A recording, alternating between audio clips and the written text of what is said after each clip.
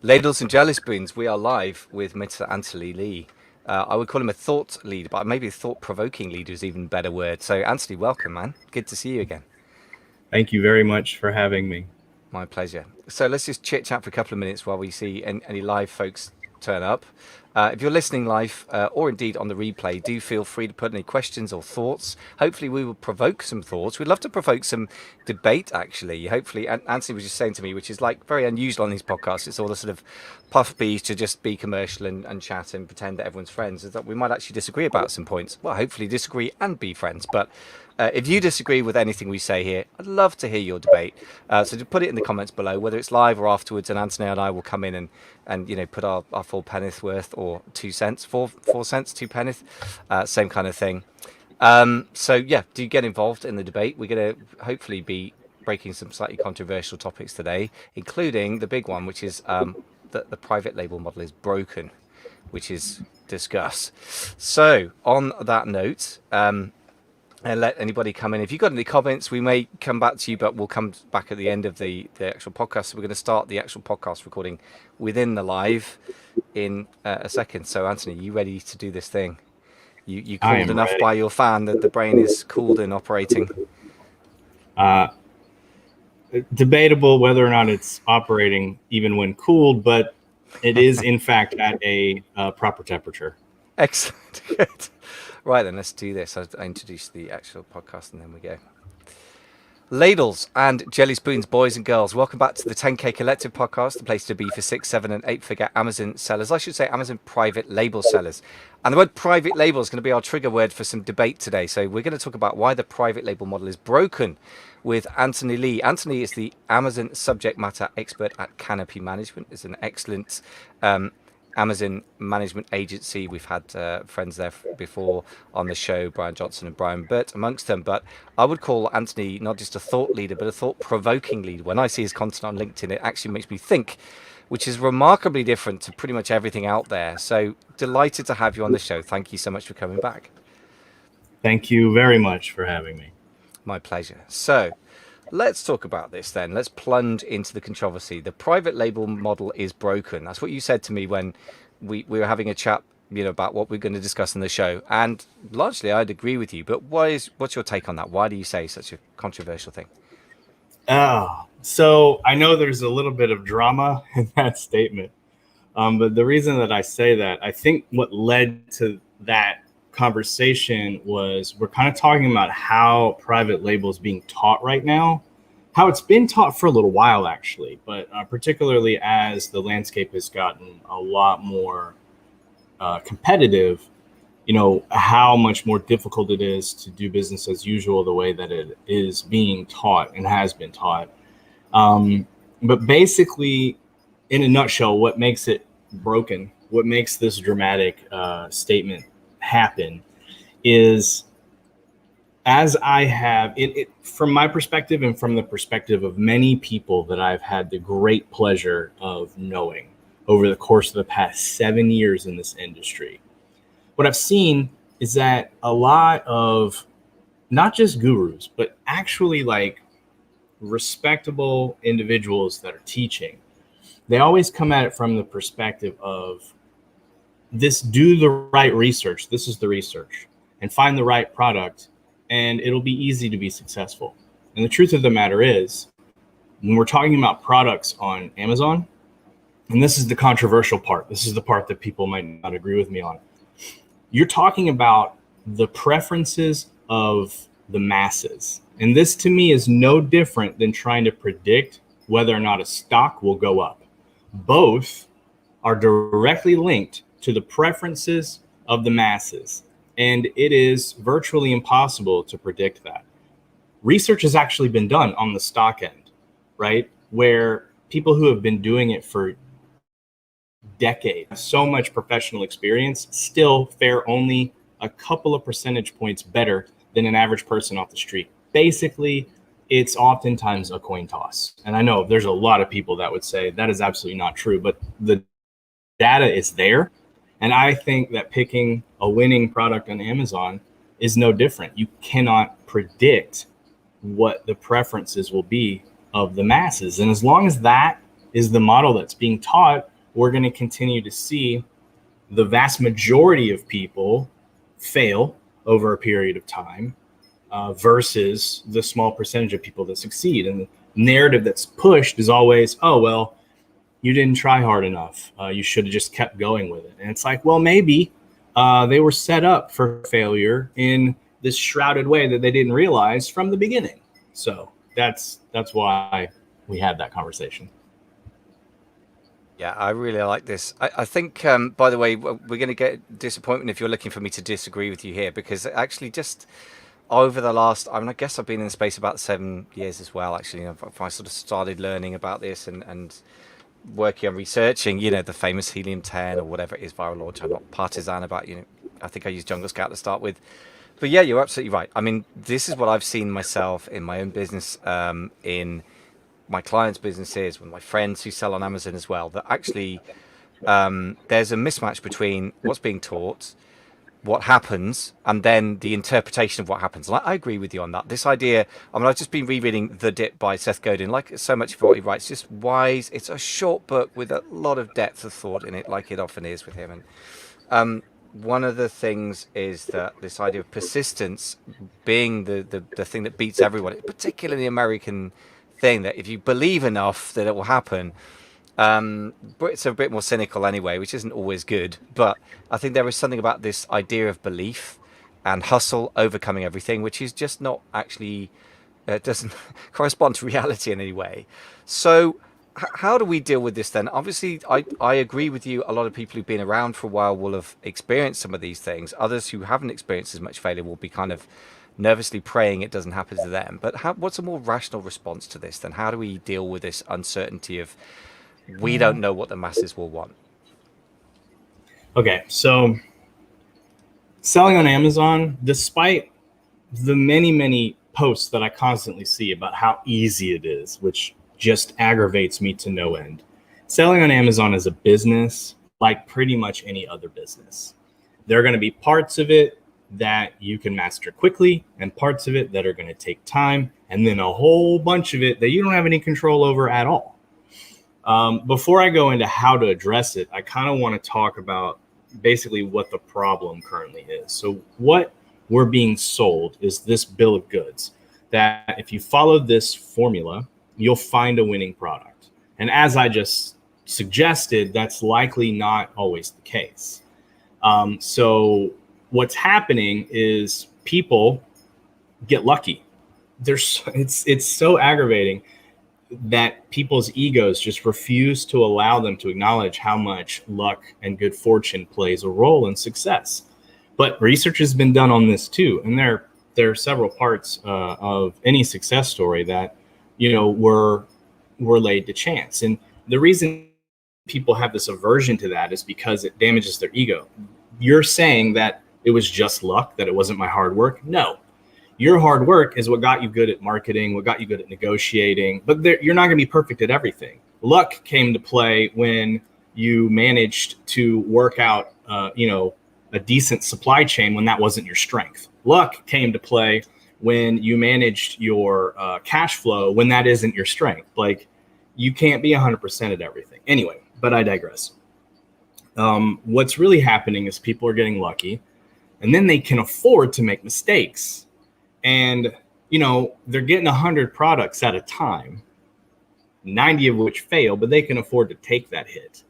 And they're teaching people, no, the key to success is doing the right research and finding a good product. And I think, based on what I've seen, and I have had access to a lot of very successful people in this industry, it's mitigating risk that is the key to their success, right? They're able to take the losers and cut them fast and ride the winners out.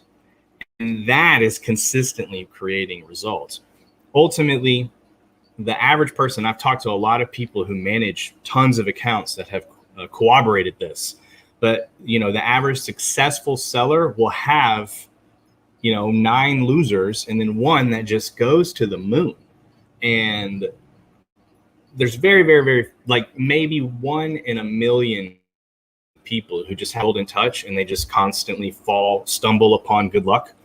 And they're the ones that are going to tell you it's actually pretty easy. Just follow this system. And it's like, let me put it to you this way. I don't know any 8-figure sellers that have ever been able to bring somebody up and say, I coached this person from 0 to 8 figures successfully, and this person, this is a totally repeatable process. So again, I digress. So how do you deal with that? How do you address the fact that you really can't predict the preferences of the masses on Amazon?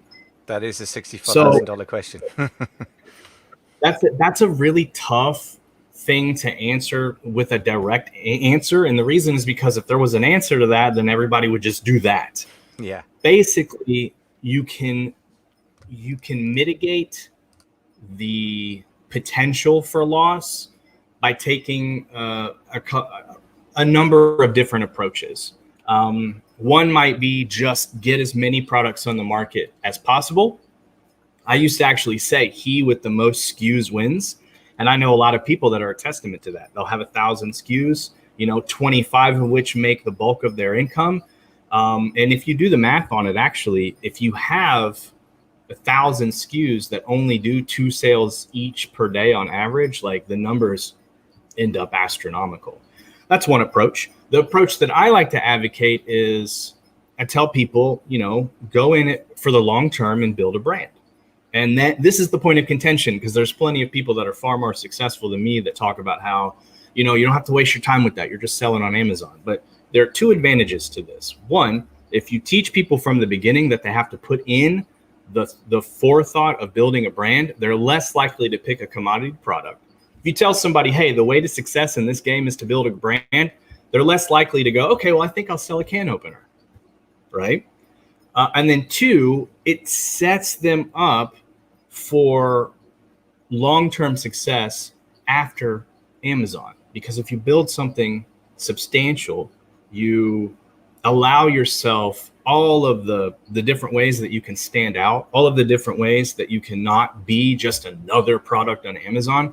And while it might take some time to get the recognition for that, ultimately, it's, I think, a clearer path to success. It requires more work, and it might even have less of a payout. There's less risk involved with regard to like betting the whole farm on a single product and a single bit of research that you learned from a single teacher.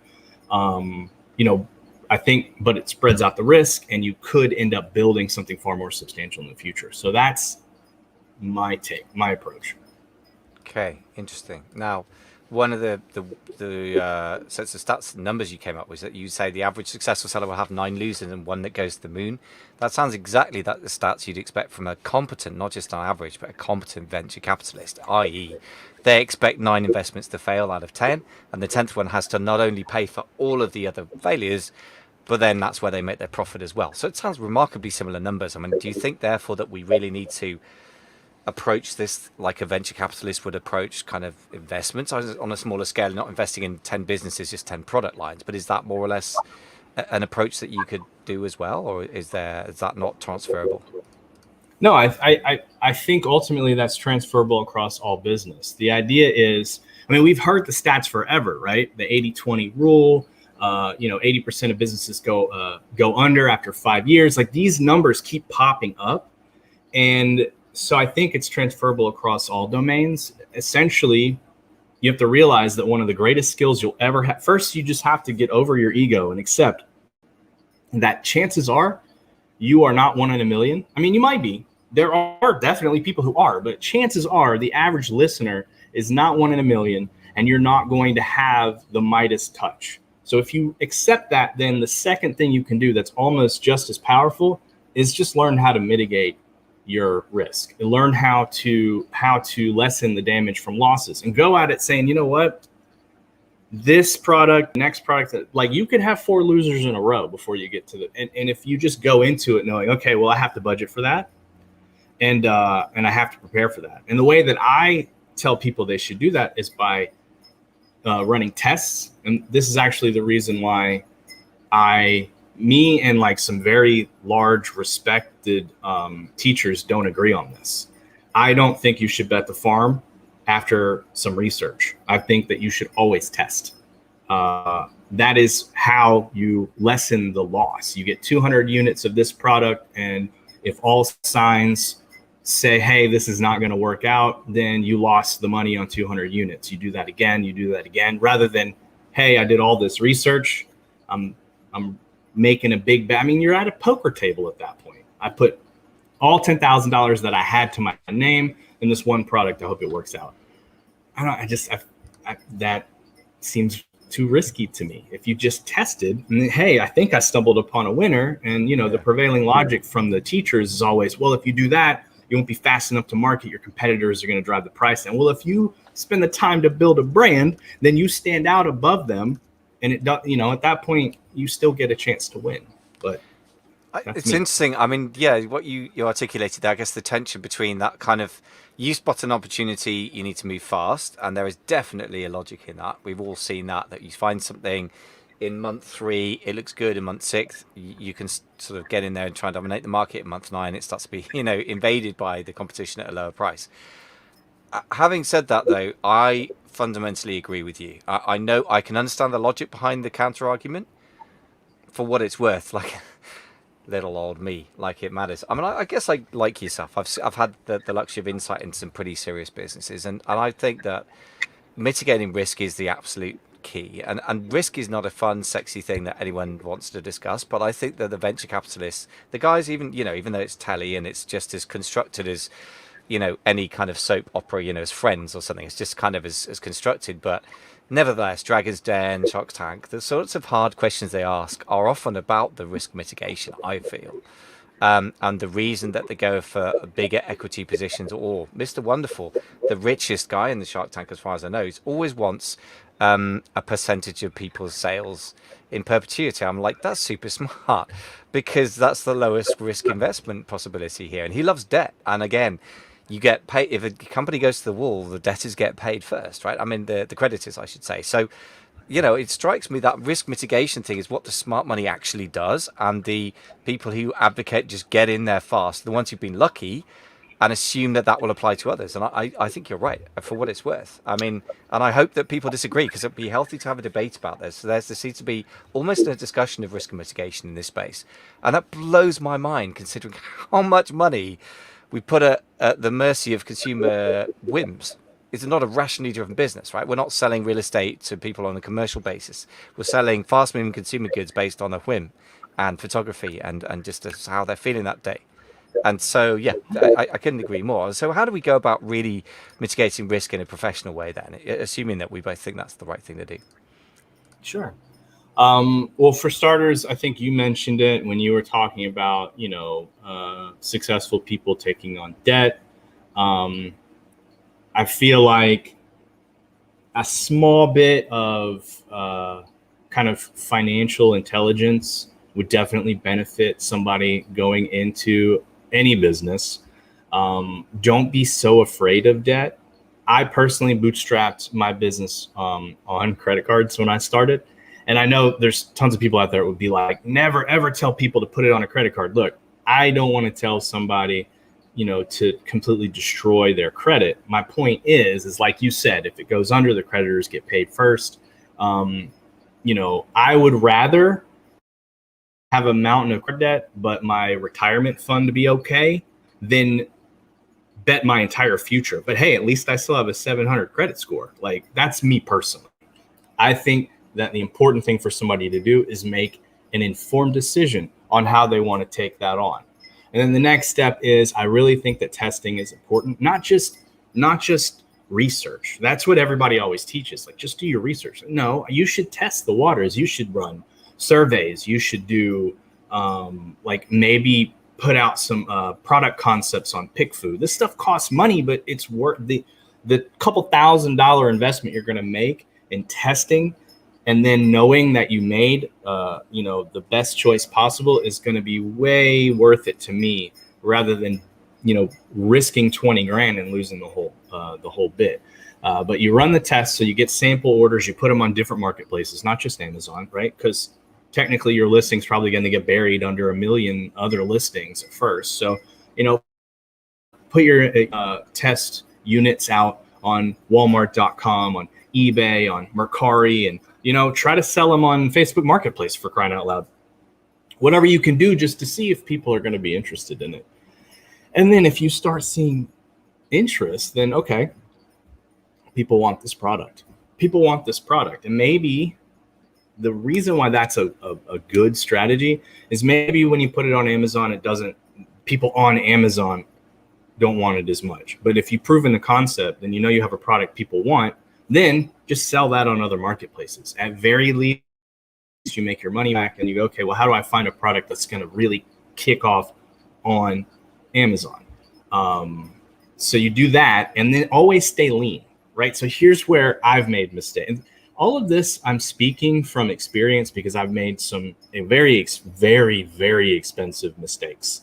Because I got in this business with zero business experience, so I can tell you, like from newbie to the success and the failures that I've had. Average person, man. I was working at a restaurant. I was a copywriter at a web design firm. I didn't know anything about selling stuff online. So one mistake that people make is they don't even realize it. They're becoming emotionally attached to the success. When that happens, they make poor restocking decisions. I think that as long as you're utilizing FBA as your primary source for distribution, you need to stay lean. So what I did, my big mistake, is I took a product that during Q4 one year went nuts. I mean, it was selling like $3,000 to $4,000 worth per day. I kept jacking up the price, and it was like, it didn't matter. It just kept selling. It was nuts. And I thought, well, this product is hot. This product is hot, and it has nothing to do with, Q4 is helping, but this is a good product. So I went from ordering 2,000 units at a time to putting a bulk order, 10,000 units. My biggest order of this product all at once, 10,000 units. No sooner did that inventory get checked in that suddenly sales went down to like 10 units a day, almost overnight. That's how fast it can happen. And that is when I learned staying lean is important, especially if all of your distribution's on one channel, right? If it makes more sense for you to buy by the carton or, by the container in the future, hopefully that's only when you have multiple places that you're distributing. You can put it in a warehouse and you can sell some here, some here, some here. But if Amazon is going to be your number one primary source, then always stay lean, because you never know. These trends can change overnight, and you don't want to get stuck with having to liquidate. Liquidating, I've done it like 4 times. Liquidating's not fun, especially because you look at the numbers and you go, okay, well, I took a little bit of a loss here. That hurts. So I think that's how you mitigate risk. I hear you on the liquidation thing. I literally got a few units left that I couldn't sell for some legal reasons, which is another whole risk that people don't look into, some IP claims. But, I've still got them hanging around in storage because some part of me has just not even wanted to get round to getting rid of them. And I was just going through my accounts from my accountant yesterday, and I'm still spending, I don't know, a couple of $100 a year on storage. It's not a big deal, but it's stupid. It's an example of the fact that it's horrible to deal with your problem and mistakes you made. So I hear you on all this. What I would say is this. I'm afraid I'm not going to be very controversial in terms of disagreeing with you, because I agree with everything you're saying, really. I mean, I think, here's the thing. You're either going to be overstocked or out of stock. I think it's impossible to be precise. It's the aim. It's what we should all sweat for. But come on, it's 2021. Crazy supply chain problems. It was 2020 last year, crazy demand side. Nobody in these sort of 2 years, I would say, is going to get it precisely bang on. The risk of running out of stock is you miss out on sales, and that hurts because you see the revenue numbers and you dream about them being yours. Well, for starters, revenue isn't yours, only the profit. And the other thing is, if you run out of stock, you run out of future sales, that hurts as an opportunity cost. If you run out of money, you end up going out of business, and that is game over. So I would say, in terms of risk mitigation, to your point, if you put risk mitigation above all else, going out of stock hurts less than running out of cash, because you run out of stock, you can't sell. You run out of cash, it's game over. So I'm with you on this, and it is going to be a constant inner fight. Pretty much every entrepreneur I work with who's serious, they're obsessing about how much stock they should buy and the cash flow, and they should. But to your point, if you have to err on the side, I think it's got to be the side of cash, because everyone likes cash, and only Amazon consumers like your stock sometimes, and then they suddenly don't, as you say. So I like this a lot. Now, one of the things you're suggesting as a solution is obviously building a brand which is not going to protect you from individual product mistakes, but it's going to, I guess you're saying, it's building more value. I mean, in what way is a brand actually a defense against or a rational response in this? Because everyone talks about it, but why So does it really matter? in my opinion, the reason that building a brand is a defense against this is because A, it by default sets you up to take measures that will help you to stand out, which is important on the Amazon platform. But B, notice that all of the issues that I'm bringing up are really just problems that Amazon or other mass marketplaces have, right? We're talking about selling in a mall. In a mall, you have to stand out. Trends come and go. There's just so much you don't have control over. But then you talk to successful Shopify sellers, right? Well, they sell to a niche. For them, it's like, well, this is easy. Like, I sell to tennis enthusiasts. I know exactly what they're going to like. The rules are a little different.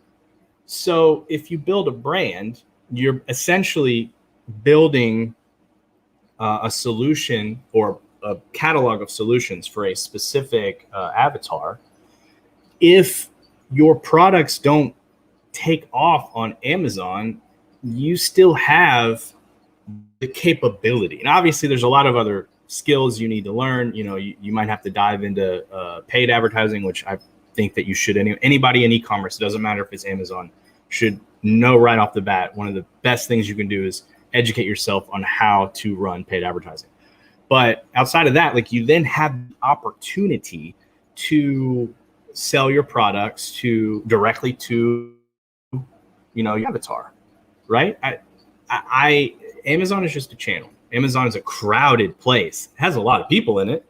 Your website probably doesn't have a lot of people, but I'm thinking if you put in the effort to build a brand, you might be able to grow something faster and more substantial off Amazon. And that could end up being the channel that you sell all these products. I know plenty of people who have products that they sell on their website that they don't sell on Amazon and vice versa. It's because the audiences are different, right? So if you build a brand, you have the ability to do that. Then you can take these products that maybe didn't take off on Amazon, but the niche really likes them. And once you've mastered how to get traffic to that website and target your niche specific, then they'll buy those. And then you can work on getting products that'll do better in this mass marketplace. And I just think it gives you more room to grow. Mm-hmm. That's my perspective. Interesting. So, and you put up a very good point, which is that you're very vulnerable to trends, whether it's just seasonality. Well, I say just seasonality. I mean, you became a victim of that just seasonality thing where in Q4, maybe you had, 4x your usual sales, maybe in 5 compared to January, which is kind of horrendous normally, isn't it? If you've got a great December, you normally have a terrible January in my experience. But that's one trend, and then there's the whole fidget spinner type trend, and then there's a trend that's the more common or garden Amazon where it looks hot, you order it from China, by the time you've got your unique kind of product design, it's about 7 months later, and the marketplace is quite crowded, and then after 12 months it's kind of no profit left. So I hear you, or anyone who's sold for 5 minutes will hear you on this. So yeah, I hear what you're saying. The idea of getting away from those trends and more focus on a niche is important. Now, talking of brand building then, one of the notes I've got on here that we agreed, I think, is that most marketing that people do in the product space, in particular Amazon, is pretty terrible. What's interesting statement? Why did you say that? And does that relate to the brand building thing, or is that a separate problem? It's the marketing is so narrow. I think it's maybe it's terrible is not the best way to put it, but the marketing is just so narrow, right? People are just so focused on, how many rebates can I do to rank? Once I rank, it's success. From here to the moon, I'm good. And it's like, this isn't a long-term strategy, especially with how often Amazon changes terms of service. And then B, I mean, it's expensive to take that on, and it's still a risk because you can't control Amazon's algorithm. Even I probably know more about that doggone algorithm than anybody outside of people that work for Amazon, and even I can't control it. So things like that, it's not sound marketing. Sound marketing would be conveying to your ideal audience that your solution is viable, And I know that doesn't sound sexy at all, but again, talking about consumer psychology, right? It turns out that people don't buy the best product. And this is for logical reasons. If you ask somebody, why'd you buy that? Oh, because it was the best one that I found. You can't buy the best product because you don't have the bandwidth to test all of them. What people actually do is buy the product that they have the most confidence doesn't suck, literally. So your job, if you're marketing well, is to put out the message targeted to people in your niche that your product is viable. It's a good solution that they won't end up being disappointed with.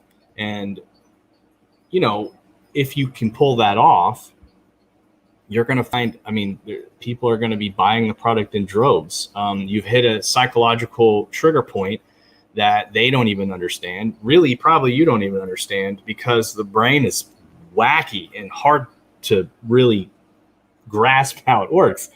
Just know that the more confidence you can instill in people that they're not going to make a horrible decision with your product, the more, you know, likely people are going to make that decision. And then once they're in your ecosystem as a customer, it doesn't stop there. Almost everybody in Amazon is just like, sell the product. Amazon doesn't really give us a whole lot of opportunity to talk to them anyway. Just keep selling the product. It's all like one and done. And it's like, if you find ways to take measures to keep in contact with your customers, this is where you turn somebody that bought your product because they were confident it wouldn't suck into an advocate that says, no, actually, I am convinced this is the best product on the market, even though I have no objective data to prove that. I am going to shout it from the rooftops because I now believe it. And that's all part of good marketing. And this is the stuff that your average Amazon seller misses out on. That is certainly the foundations of great marketing. Sound like that, you know, you're talking a lot of common sense there. But one of the things you just put your finger on, and this is, maybe let's get into this a little bit more. They're not exactly controversial. It's the experience we all have on Amazon. It gets harder and harder to send them messages. I remember back in the day, 2015, I was phoning people up because Daniel Moran said on the podcast he'd done it once. They were a little bit surprised, but you actually had the numbers. Now you can't even get the addresses, etc. So it's getting harder and harder to contact people. So how do we actually really? I can hear the sound of one of the big sort of sellers that I know, my ear going, yeah, but that's not real. We actually mostly are selling on Amazon. If you're selling on Amazon, then it is a one and done kind of thing. And you can't really build a brand on that because Amazon's putting a brick wall between you and your consumers. I mean, how do we actually make this happen for real? If we're primarily selling on Amazon, maybe you're doing 10% of your revenue on Shopify, maybe 5%, whatever. But how would you make this real? Okay. So you're absolutely right. Amazon puts a brick wall up there, makes it next to impossible for you to communicate with your buyers. So my solution to that has always been, if you're the one that brings the buyer to Amazon, then you have access to them before they become Amazon's customer. They become yours before they become Amazon's, even though they haven't transacted monetarily with you yet. So this comes down to community building. Once again, easier to do if you have a brand. If you have a brand that is targeting a market, this is a group of people that share either an interest or a pain point or a group of pain points, and you provide a catalog of solutions for those people. You can build a community outside of any marketplace, and this gives you access. One of the most successful sellers that I know did this exactly the way it should be. This guy, I watched him grow inside of a year from like 10 grand a month to literally almost $1 million. It was the craziest growth. It was more like a year and a half. It was the craziest growth I've ever seen. And this guy put so much effort and money into building out a Facebook group specifically for his users of his brand and his products. He incentivized the hell out of people just joining and engaging. And it paid off in like immeasurable. Look at that growth, right? And the reason is because like he did exactly what I'm just talking about. He built a community, and these are people that he could stay in contact with outside of any marketplace. And, you know, then it was up to him to just drive them to whatever marketplace he wanted to sell. So if you're selling primarily on Amazon, like, yeah, this is another skill set. This might be another hire if you're already successful. You know, you might have to hire somebody to manage this kind of stuff, but it's worth it because then you have the ability to have that communication channel and really turn people into brand advocates.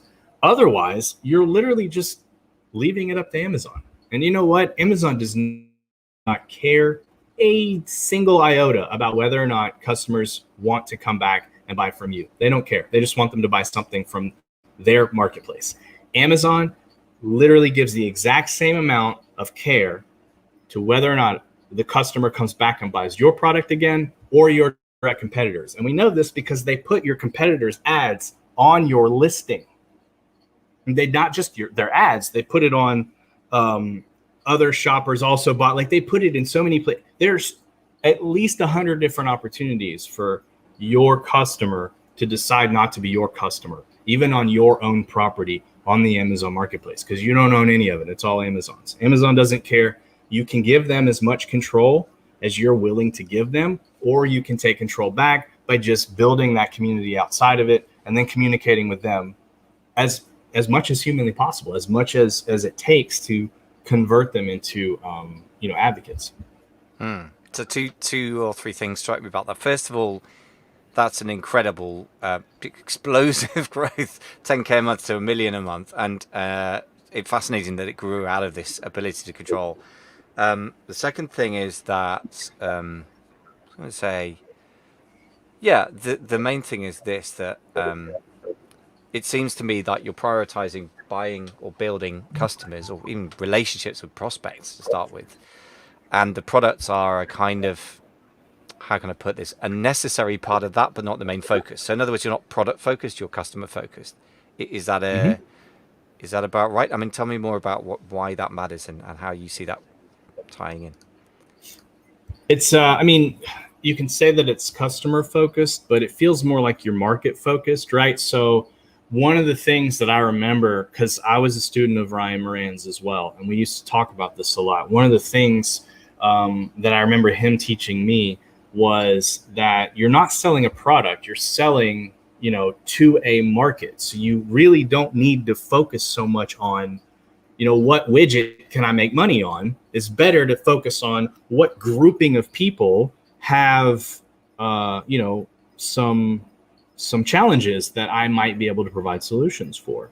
So if you focus on the market, you focus on the people, then the product becomes, like you said, a necessary part of it, but it's not the main focus. And that way the product can change. The product doesn't have to be in a specific category, right? If you're talking about, pet owners who also like to run, they're buying cell phone accessories. That's the little thing that keeps their cell phone right there. They're also buying leashes, 2 different categories, skits, right? So the product shouldn't be the focus, but if you focus on the market, then you're focusing on their challenges. It gives you the opportunity to expand into more products, gives you the opportunity to see quickly what doesn't work and move on. You can poll them and find out what they want and grow from there.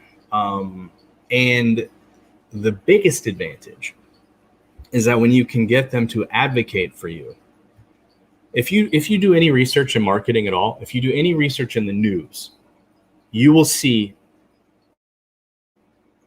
after article about, and this is not just this year, this has literally been going on for the past probably 4 years minimum, article after article about the impact and effectiveness of influencer marketing. And the reason I bring that up is because a customer, a brand advocate, doesn't have to have a huge following. I mean, we have guys in our space now that teach about, nano influencers. Basically, that's a fancy word for normal, regular people who are active on social media, right? Like, they don't have to have a huge following.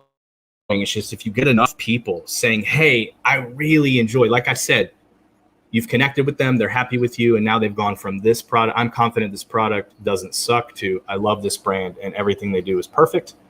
and then you get them to articulate that. It helps grow your base. They're going to bring more people into that ecosystem the before you buy ecosystem, and then push sales in that direction. So this increases revenue, virality.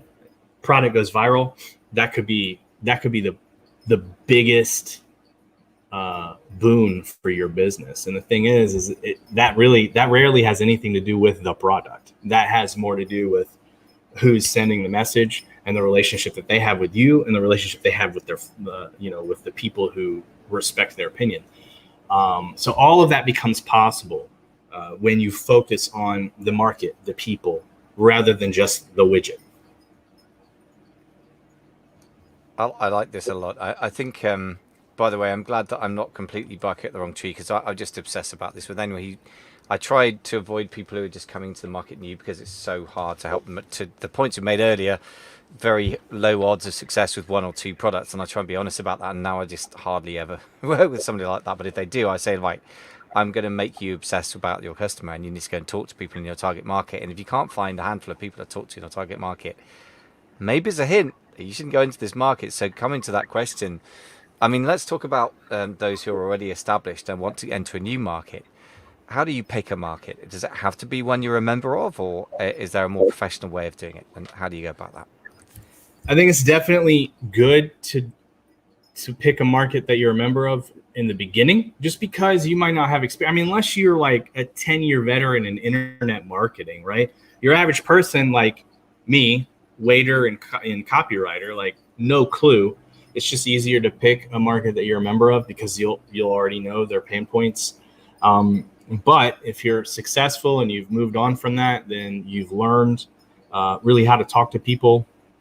Then essentially how you choose a market is probably the best way to go about it, is just look for challenges that don't have really good solutions, right?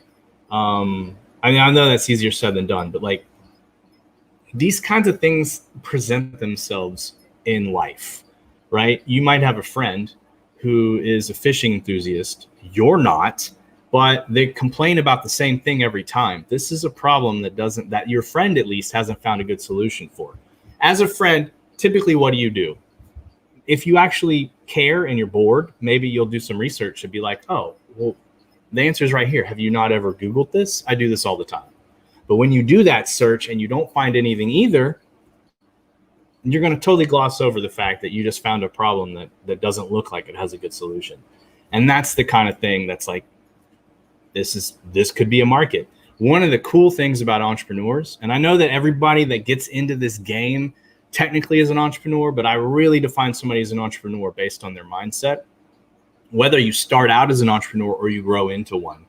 So I don't necessarily think that that mindset you're born into. Like, you can adopt it over time. But eventually you get to that mindset where you're always open to opportunities. And that's one of those instances. So it's more art, less science, right? There's not like a formula you can put into your browser bar and spit out. I mean, unless you're really purposefully, but what you're looking for is problems that have not great solutions. And then you just kind of are self-aware. Most people, I think that's how it turns out. If you want to do the research, I mean, you could scour forums, you could scour Reddit. Reddit's probably a good place. A lot of people complain a lot on Reddit. You could look in various subreddits and look at what people are complaining about. And it's, it could take hours, but I don't think it's terribly difficult to find a handful of problems that don't have a good solution. You get wild and you could probably just look everywhere and write down everything that doesn't have a solution, and then narrow down the stuff that's possible, right? Because there's a lot of things that don't have a solution because it's impossible, right? Like flying without a large apparatus that's super expensive probably isn't a solution that you can, create to sell on Amazon. But I think it's a creative process more than it is like a professional, strategic.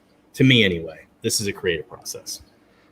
Yeah, I agree, and with great sadness, I agree, because I so many people have approached me and said, like, what's the kind of and particularly certain types of personalities, what's the by the numbers way of doing this? How are you going to give me certainty? Can you give me guarantees? And I say, no, I can't give you a guarantee. And there is not a by the numbers. There's a structured process. But for me, it's like, okay, who do you care about? Who do you understand? Then I've got a structured process how to reach out to people, including interview scripts and ways of doing it. But you're right. In the end, it's art as much as science, and people hate that. They want a turnkey solution. Click, click, click. That is with no disrespect to the guys at Helium 10 Viral Launch, Journal Scout, and all the other guys I've interviewed a million times.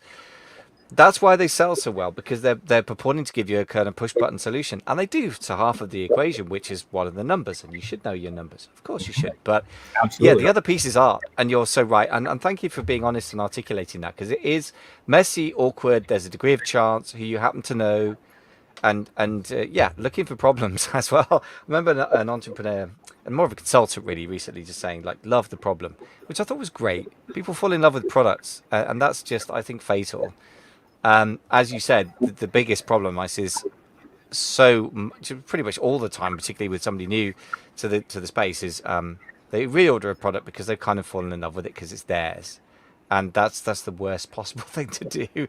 Coming back to the numbers thing, then, to kind of wrap things up, let's address these really awkward truths that you've uncovered, which I absolutely agree. Maybe you lose in 9 out of 10 products. You have to keep the losses as low as possible. How do we do that intelligently? Let's dig into that, because it seems to me like that's one of the most important questions of all. To intelligently tackle that, this is where all those tools come into play. First of all, you need to know your numbers. And when I say your numbers, you need to, when you do your research, and identify a market, and then you identify a grouping of solutions that market might consider viable. You need to have a realistic idea in your head of how much how much can you invest, right? How much of that investment can you realistically lose for how long of a time? Because the idea is, let's say you have X amount of dollars and you're prepared that, you may lose 80% of it. How long before that 20% has to make up the difference? So that's one step in the process, understanding the financials from your own personal perspective. And the next step is, kind of getting an idea of how much this endeavor is going to cost you. You don't necessarily have to go out there and find 10 products at once. You can do them one at a time. Just be aware that you need to build in a strategy for recouping your losses. So let's say you find a product, you're like, this is an awesome product. I really want to try this out. I've run the numbers. It looks like it could be popular. It hits a market that I identify with, and I really feel like I'd be successful in promoting to. And then you run your tests. You put it, you buy a small sample order, and it doesn't take off the way that you thought it would. You need to know already, okay, well, this is my plan to either liquidate the small amount. I've already identified somebody to do that with, or I've identified there's a guy that, I've dealt with a couple times on the Facebook marketplace that'll take bulk products off my hands. I can reduce the amount I lose off of this one and then try again. So you need to have these contingencies kind of built in. Know how much you can lose, know how long you lose for, know how to recoup as much of your losses as possible, because that'll help continue the period of time that you can lose for, right? And then you have more runway if you figured out how to sell off your product at a loss, or at a break even, or at a smaller loss. So when you build in those contingencies and the numbers, that's where you mitigate loss. And then where you ride the winners is you have to be aware of the signs. A clear sign is if you can put a product up on a marketplace before you have to spend ad dollars, you see some interest, right? Like if you're able to sell a unit or two per day on a marketplace without advertising, that's usually a good sign. So pay attention to the signs. If the product is viable, now it's a matter of how do I get in front of more eyeballs? Because clearly this is possibly a winner. And then how do I optimize?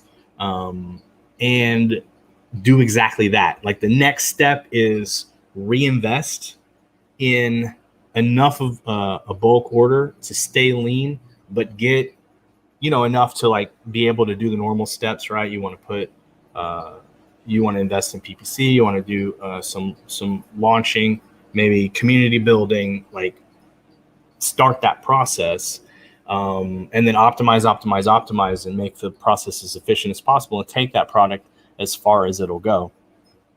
Ideally, you'll already have a number in your head. This is how far it needs to go before it recoups the losses of all these, right? We're going to still do our best to reduce those losses so that we actually have a little bit of a gain. But at very least, this is where I'm at with this product. Then repeat process. Eventually what happens is you have a catalog of products that are consistently selling. Some still won't do as good as others. But the idea is, again, if you have 100 or 1,000 SKUs that do a couple of sales a day on average, you have a 7-figure plus business. So that's my approach anyway. Yeah, there's a huge amount of common sense in here. And what I really like is building in your contingency plans up front. That's so wise. That never happens. And when I say this stuff to people, like I was going through I created a sheet because I'm a real nerd. I was creating a sheet that I got something that was just sort of presented by, reasonably sort of for the beginnerish kind of market, that did a sort of profit and loss projection that bundled in the cash flow. And I just put a cash flow projection on the side of it. It took me about 12 hours. But I just thought, I really want to see ahead. And once you can play with the figures and you can see how bad it can get as well as how good it can get, then you can start to say, okay, well, they're going to be $10,000 down in 6 months. If this happens, do we have a plan? And how do we make it, as you said, $5,000 down or even $2,000 down?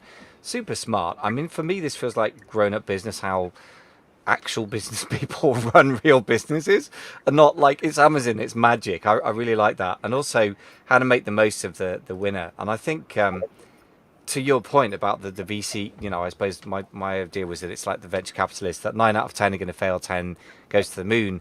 Just to remind yourself, as you just said, that 10th one has to pay for all the losses on the other stuff, and then it makes the profit back. So we have to sort of just kind of build that into our thinking somehow. I mean, makes a lot of sense to me. You mentioned a couple of things that are obviously more meat and drink to Amazon sellers: listing optimization and PPC. So let's on a sort of more possibly action-focused, tactical comfort level here for people. What are the basics for listing optimization for when you have got a winning product in 2021? So for starters, especially on a marketplace like Amazon, absolutely, you want to invest in good photography. I'll let people decide on their own, like what they consider good photography. In some instances, 3D modeling does work better than real photographs. If you're talking about like small, super difficult to distinguish from others kinds of products. But in many others, it actually pays to invest in professional lifestyle photography. But either way, unless your domain is imagery and graphics and photography, you don't want to skimp out on that. That's a huge one. So definitely imagery is, it's so important. And then some level of forethought in the copy. So here's the thing. A lot of people struggle with this, right? Because they're not copywriters. Almost everybody will say, hey, look, this is a challenge for me. I'm not a copywriter. You don't have to be a copywriter. This is what and I know everybody's going to tell you, hey, lesson 101, benefit-driven copy. And people who aren't copywriters are like, okay, what does that mean? Look, here's the lesson that you need to learn. Ratchet up any message you give to an emotion. Attach it to an emotion. That's what you got to do. So when you're writing, and I don't care how mundane your product is. If you are selling a Wi-Fi extender, just find a way to connect what you're telling the customer about the product to an emotion, because we have emotions about everything all the time. Why do I use a Wi-Fi extender? Okay, well, emotionally, it's because I don't like feeling annoyed. And this helps me not be annoyed by allowing my Wi-Fi not to be interrupted when I work in my garage. By the way, it's an interesting choice because as soon as you said Wi-Fi extender, I'm visualizing a kind of comic video ad with some guy kind of pulling his hair out and then kind of, comically putting this thing and going, and having a, gin and tonic on the sofa or whatever it may be. And I also personally get so annoyed by the tech when it doesn't work. Like if my Wi-Fi doesn't behave itself during a Zoom interview with somebody whose opinion matters to me and hopefully to the audience, then I get very emotional. So it's actually funny what you're saying. Like actually everything is prone to emotion if it matters to the person in a particular way, and if it doesn't matter to them, I guess everything could be unemotionally interesting, right? So funny that you should say that about what seems like an unemotional product. For me, Wi-Fi is an emotional topic, and I guess it probably is for you if you do enough Zoom interviews, right? Yeah, well, yeah, I do. And that was the thing I thought of because I'm looking at mine right now. But the point is, and here's the thing: if you still struggle with that kind of thing, this is the reason why agencies exist. This is the reason why, Canopy is a successful agency, because they hire professionals to do this for sellers. That's okay, as long as you have the budget. Obviously, you want to make the numbers have to work. So part of your building out contingencies and looking at, forecasting how much you can grow, how much you'll lose over a period of time. If you're going to engage in services or offerings, you have to build that in. And if it doesn't fit, then you're gonna, you just have to figure it out. This is the way of being a business owner. But if it does fit, if you can fit this into the budget, then that's something that you can offload. Especially because obviously the better the copy or the more professional, the more capable the photographers and the writers are, you'll end up with a better listing. Do you have to have a perfect listing to sell, especially on Amazon?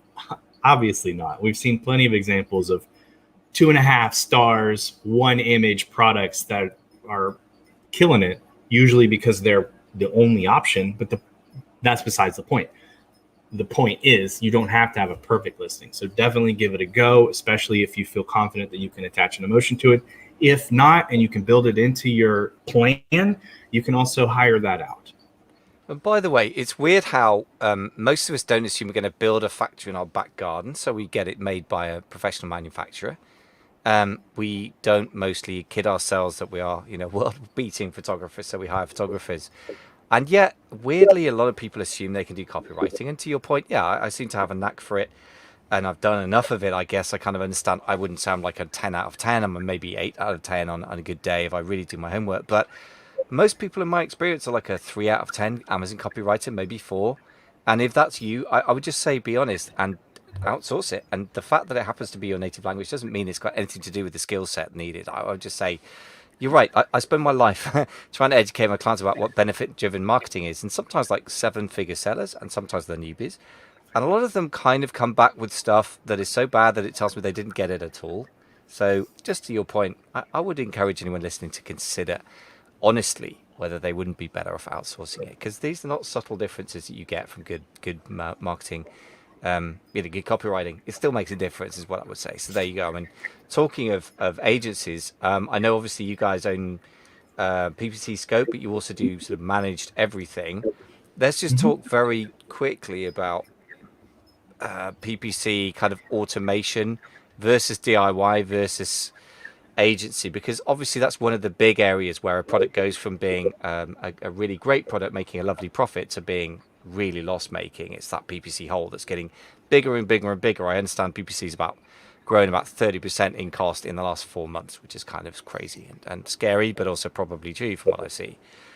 Yeah. Quick take on that. I mean, so how long is a piece of string? It's a huge topic, but a quick summary. So you're right, PPC costs have gone up, but this is actually to be expected. It's interesting how people view, PPC. There's a lot of emotional attachment to that, and people have all kinds of opinions about it. And and how you should approach it. And here's the thing: paid advertising, paid media, it doesn't matter what platform you sell on, e-commerce of any sorts, paid media will always be the thing that helps you scale. Unless your product somehow goes super viral, that's 1 in a million chance it's going to happen. 99% of everybody else is using paid media to scale. It's just the reality. And regardless of what it costs, it just needs to be built into the total cost of everything, because this is how it works. You get to the point where you can put $1 in the machine and it spits out 2. This is your paid media machine. How you approach that, there's a lot of levers. I've been in this game for a long time, and I still absolutely am clueless when it comes to Amazon PPC. I've actually spent more time learning Facebook PPC than I have Amazon PPC. So it's actually still very a confusing topic to me. I know some basics. I can keep campaigns from losing too much money, but as far as scaling them to the moon, I would not ever put that on my plate. That being said, it is a skill that you can learn. If you're bootstrapping, you're going to need to learn it. Go ahead, take some classes, take some courses, find a mentor, learn PPC. It's not impossible. Everybody that I know that kills it with it at one point in time never were born out of the womb knowing Amazon PPC.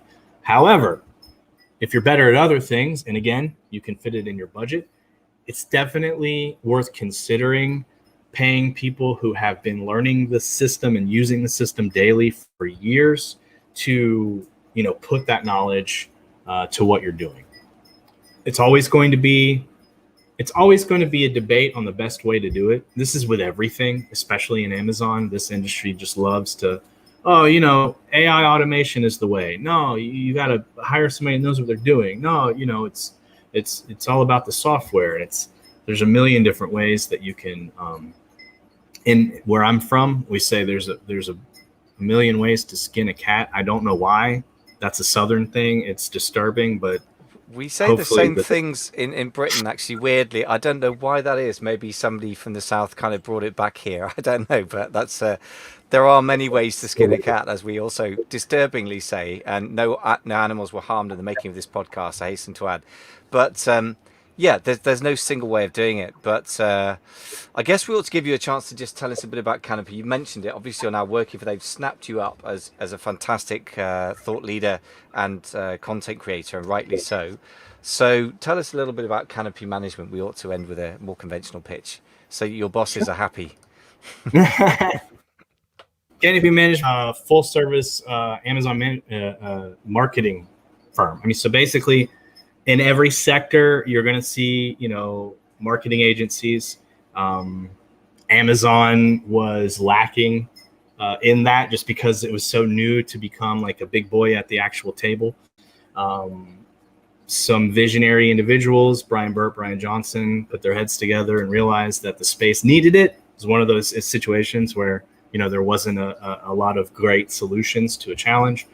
So Canopy Management was born, started out with just PPC management, and now has grown into PPC, DSP, listing optimization, with more to come always.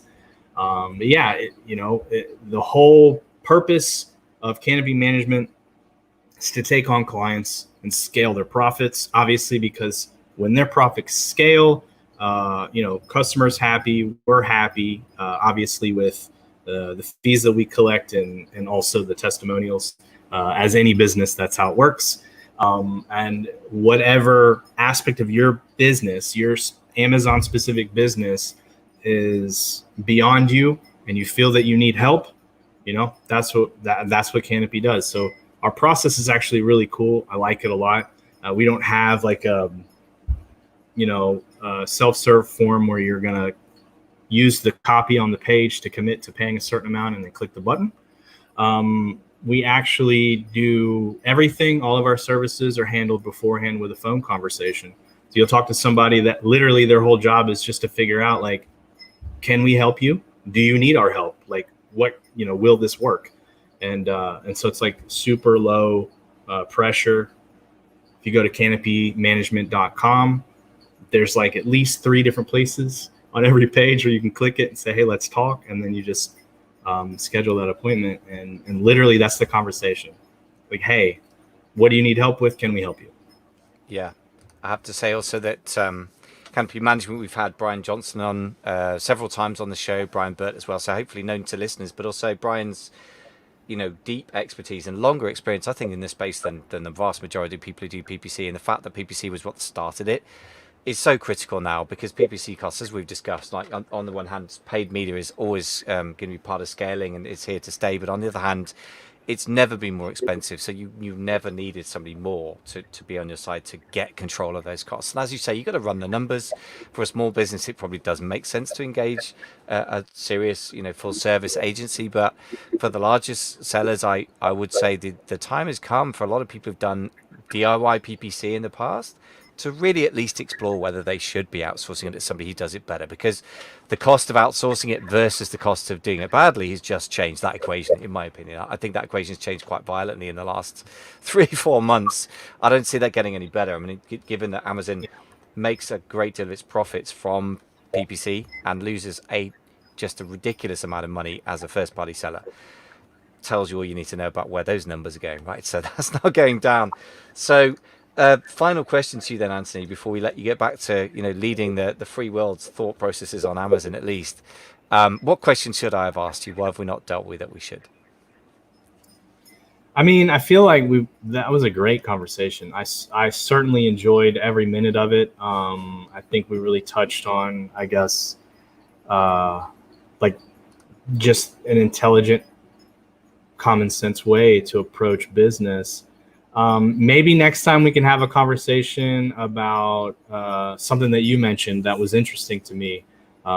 Exit plans, or when should you give up? I'm glad we actually didn't go into that, though, because I feel like some people might perceive the messaging as kind of negative.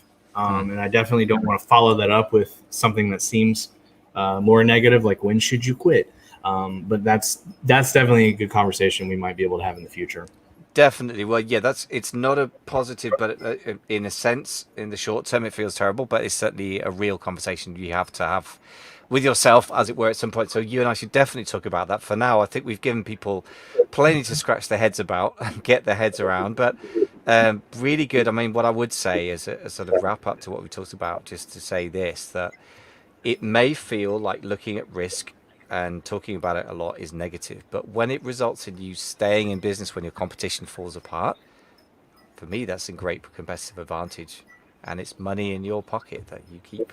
So I think it's a very positive outcome from what is sometimes a challenging conversation. So Anthony, thank you so much for being willing to go there with the challenging topics. I'm really grateful that you are, because I think that it's actually going to help people build genuine, proper businesses, not just fluff and excitement that disappears after a year. So you're doing a great service by having these conversations with us, and keep doing what you do, man. I really enjoy the content you're putting out. That's always thought-provoking and interesting in a sea of bland stuff.